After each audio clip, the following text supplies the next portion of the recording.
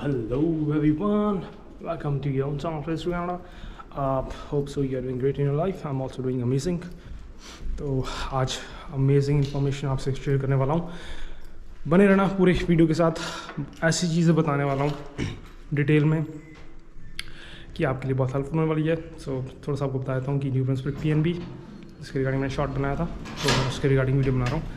New Brunswick PNB की details सारी cover करेंगे वीडियो में, तो प्लीज़ बने रहिए. Stay tuned. अभी कवर करते हैं थोड़ा सा आपको भी दिखाया था अभी लिफ्ट में.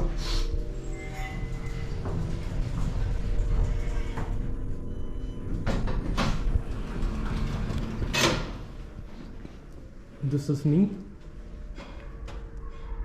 ब्यूटिफुल मी और हैंडसम मी.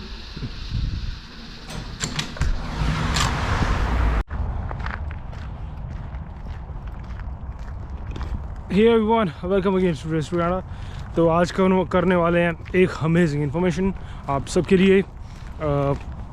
हमेशा जैसे आपको पता ही मेरे चैनल किस बारे में, तो उसी के बारे में हम वीडियो बनाएंगे. पहले मैं आपको बता देता हूँ, थोड़ा सा हाईलाइट दे देते हैं कि क्या करने वाला हूँ. जैसे मैंने आपको बताया कि न्यू ब्रंसविक PNB, थोड़ा सा उसके बारे में बताना है आपको. अभी टू न्यू ब्रंसविक मैं एक ही बार गया हूँ, पर अमेजिंग, बहुत ही ब्यूटीफुल, अच्छे लोग, प्यारे लोग. अच्छा इधर से जाना मेरे को, देखो थोड़ा सा व्यू भी कवर कर देना चाहिए.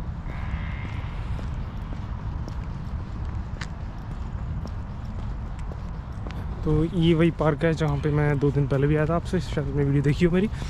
तो यार जो अटलांटिक प्रोविंसेस है ना कनाडा के, वो अमेजिंग है, ब्यूटीफुल है. जिसमें से मेरा कभी गया तो PEI जाऊँगा, न्यूफाउंडलैंड है, न्यू ब्रंसविक मैं जा चुका हूँ, नोवा स्कोशिया. ये 4 ऐसे प्रोविंसेस हैं जो कि हमारे अटलांटिक प्रोविंसेस है कनाडा के. और ये अटलांटिक प्रोविंसेस मुझे क्यों पसंद है, एक अलग वीडियो में बताऊंगा क्यों. बहुत अमेजिंग जर्नी रही है. जितने भी लोग मेरे को न्यू ब्रंसविक से मिले हैं, अमेजिंग पीपल, तो मैं बताऊंगा किसी और वीडियो में. तो आज जो बात करनी है वो है न्यू ब्रंसविक PNB के बारे में. तो उसके बारे में आपको बताना थोड़ा सा बहुत हेल्पफुल होने वाली है उनके लिए, इंटरनेशनल स्टूडेंट्स के लिए, और जो भी वर्कर्स हैं जो अप्लाई करना चाहते हैं PNB, specially new Brunswick PNB, उनके लिए बहुत हेल्पफुल होने वाली है. तो प्लीज़ वीडियो पे बने रहना और पूरी देखना वीडियो, ताकि आपके लिए कुछ जेन्युइन, ऑथेंटिक और रिलायबल कंटेंट आपको मिल सके. ठीक है, तो बने रहिए, अभी मैं बताता हूँ.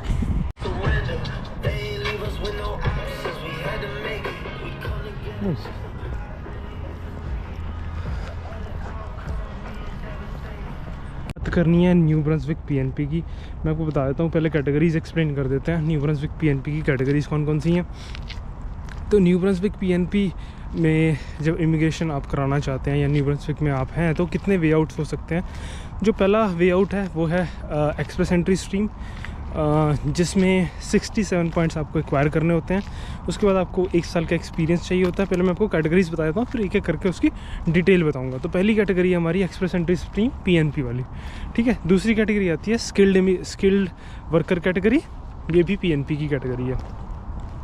इसके अलावा कुछ बिजनेस इमिग्रेशन होती हैं. सपोज़ करो आपने कुछ बिज़नेस सेटअप करना है, तो उसकी जो मिनिमम इन्वेस्टमेंट होती है $300K होती है, टू अप टू $600K, ऐसे करके इन्वेस्टमेंट बैरियर होता है, और वो एक फ्रेम होता है.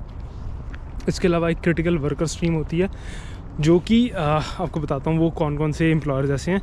कुछ एम्प्लॉयर सेट किए हुए इन्होंने, जो कि ये एक पायलट प्रोग्राम है. बेसिकली जितने भी पायलट प्रोग्राम्स होते हैं वो 5 ईयर्स के लिए वैलिड होते हैं. तो नवंबर 2022 यानी लास्ट ईयर ये स्टार्ट हुआ प्रोग्राम, और ये 5 ईयर्स तक वैलिड रहेगा.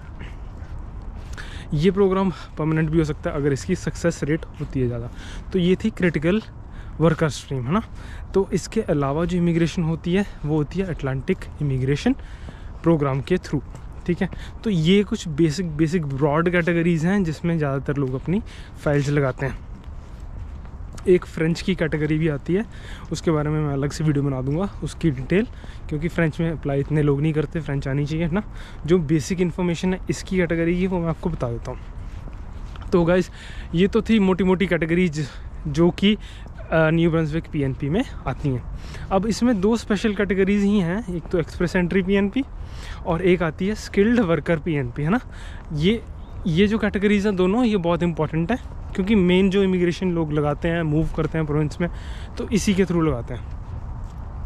पहले हम बात करेंगे एक्सप्रेस एंट्री PNB, अभी बताते हैं आपको.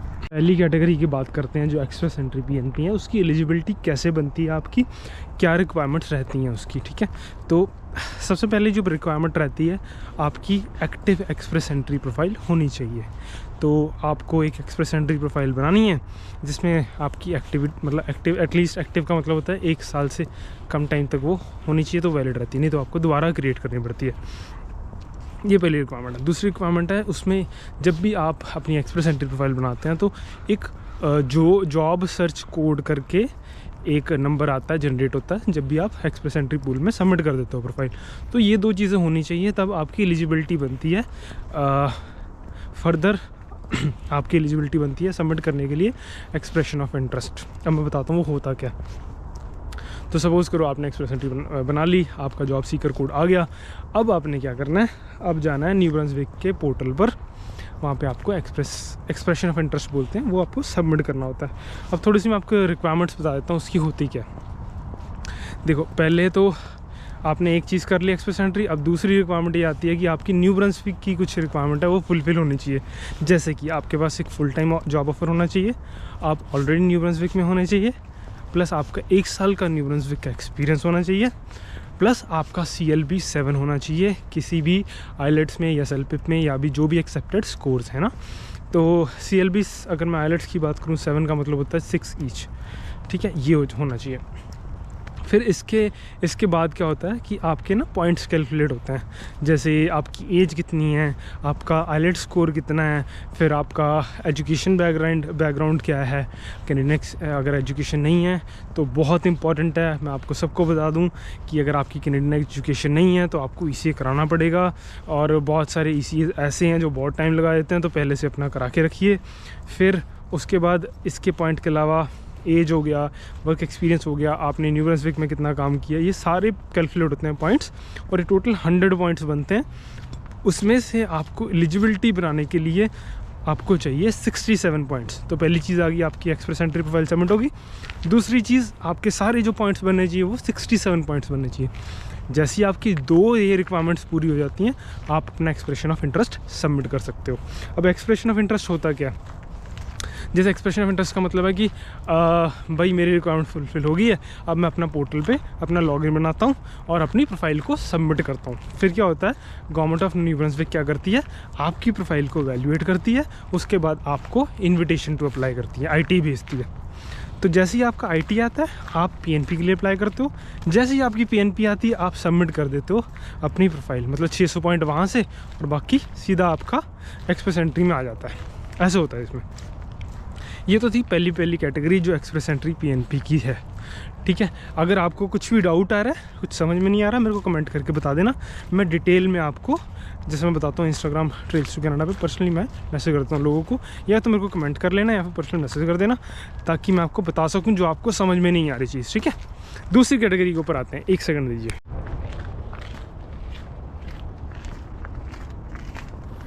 तो फ्रेंड्स, जो नेक्स्ट कैटेगरी है, जो वेरी क्रिटिकल है, स्पेशली जिनके एक्सप्रेस एंट्री में पॉइंट्स नहीं बनते, जिनकी प्रोफाइल एक्टिव नहीं है, और जिनके पास वर्क एक्सपीरियंस नहीं है, एजुकेशन क्रेडेंशियल ज़्यादा हाई नहीं है, 12वीं करके आ रखे हैं, 12th की है, हाई स्कूल की है, ज़्यादा एजुकेशन नहीं है, तो उनके लिए ये क्रिटिकल वर्कर स्ट्रीम बहुत इंपॉर्टेंट है। जो भी मेरे भाई बहन हैं, मेरे छोटे भाई बहन कहूँगा, बड़े तो क्या, वो जो भी न्यू ब्रंसविक मूव कर रहे हैं, इसी कैटेगरी में अप्लाई करते हैं। तो ये ध्यान से सुनना। तो अगर आप स्किल्ड वर्कर के लिए अप्लाई कर रहे हैं तो आपकी एलिजिबिलिटी क्या होनी चाहिए, थोड़ा सा डिफरेंस है।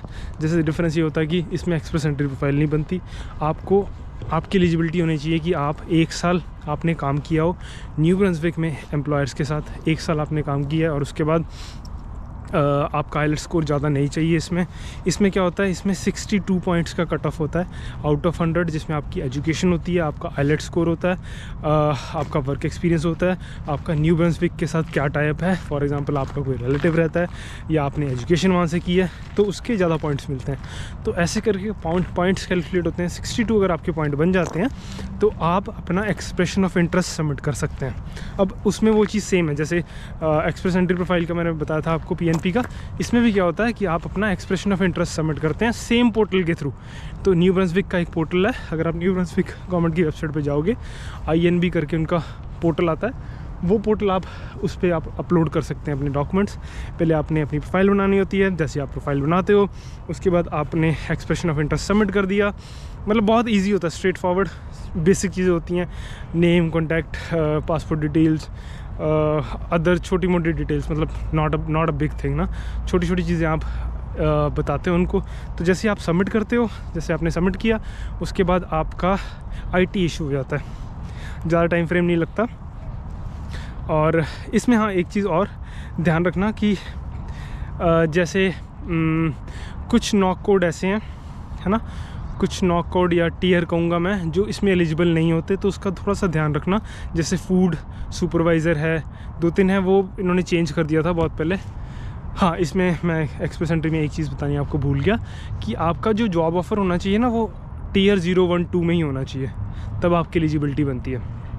सेम इसमें भी यही होता है कि आपका जॉब ऑफ़र है अगर 0, 1, 2 में, आपका 1 साल का एक्सपीरियंस है और आपके पॉइंट्स अगर बन रहे हैं उसमें, ठीक है, तो आप एक्सप्रेशन ऑफ इंटरेस्ट अपना सबमिट कर सकते हैं। जैसे ही आपने एक्सप्रेशन ऑफ इंटरेस्ट सबमिट किया, आपको IT आ गया, आप अपनी PNP फाइल करें। PNP फाइल करने के बाद आप अपना PNP आ गई, PNP आने के बाद अपना फेडरल में लगा सकते हैं फ़ाइल। तो ये जो फेडरल फाइल का सिस्टम है, ये डिफरेंट एक्सप्रेस एंट्री के थ्रू मैं कहूँगा कि थोड़ा सा लीनियंट भी है। पर हाँ, इसमें एक इम्पॉर्टेंट चीज़ आपको हमेशा याद रखनी है कि जो भी मेरे भाई बहन हैं जो कि जैसे कहते हैं कि विजिटर वीज़ा से जिन्होंने वर्क परमिट कन्वर्ट किया है, ठीक है, या डायरेक्टली वर्क पे आए हैं, तो उनके लिए बहुत इंपॉर्टेंट है वो अपना ECA करा के रखें। अगर आपने ECA नहीं कराया तो आपकी फ़ाइल डिले हो जाएगी, आपको बहुत सारी प्रॉब्लम आ सकती है, आपका इमिग्रेशन डिले हो सकता है। क्योंकि ये चीज़ मैं करंटली फेस कर चुका हूँ किसी भाई के थ्रू। तो किसी के भाई का मैं केस देख रहा था, तो उसमें ये था। तो बहुत बड़ी चीज़ आपको बोल रहा हूँ कि प्लीज़ अपना ECA करा के रखें, जो भी विजिटर वीज़ा से या वर्क परमिट पे आए हैं या फिर डायरेक्टली वर्क परमिट पे आए हैं, तो आपको टाइम फ्रेम नहीं मिलेगा, आप LMIA पे हैं तो ये थी बड़ी मोटी कैटेगरीज़ जिसके बारे में मैंने आपको बताना था। बहुत ही सिंपल प्रोसेस है, अगर आप थोड़ा सा समझ लें।